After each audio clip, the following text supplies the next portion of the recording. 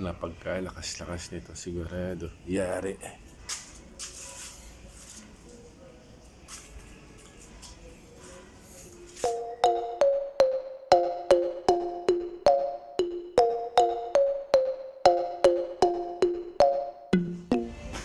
Alright, so good day mga Ka-Yammers.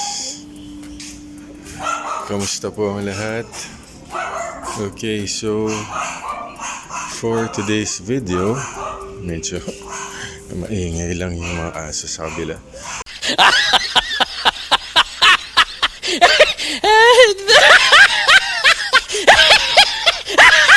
Alright, for today's video, papakita ko sa inyo yung naka-install na pipe sa ER150N natin na si YinYang.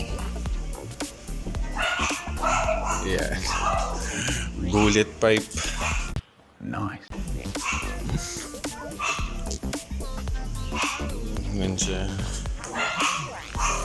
So, hindi yan naka-welding, nakalugtong lang yan dito. Sinubukan lang natin.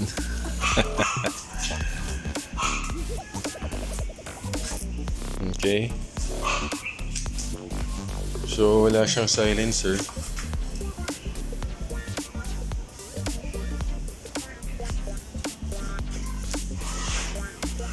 Yan itsura niya.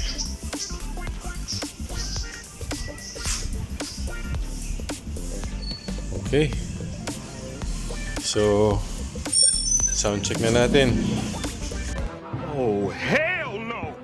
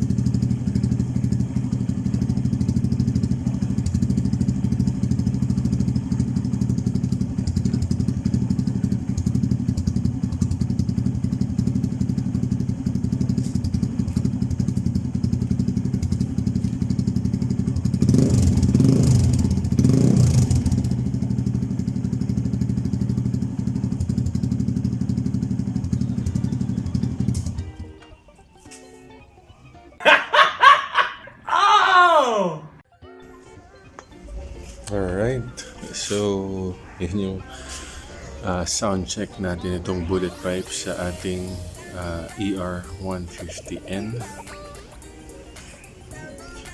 Alright, so medyo malakas. So kakaba-kaba tayo nito sa daan. Okay, dahil malamang siya, malamang more than yung required decibel nito. Okay, so that's all for today mga Ka-Yammers. I just shared it to you. I hope you liked the video. So please don't forget to share and subscribe. Thank you mga Ka-Yammers and peace out.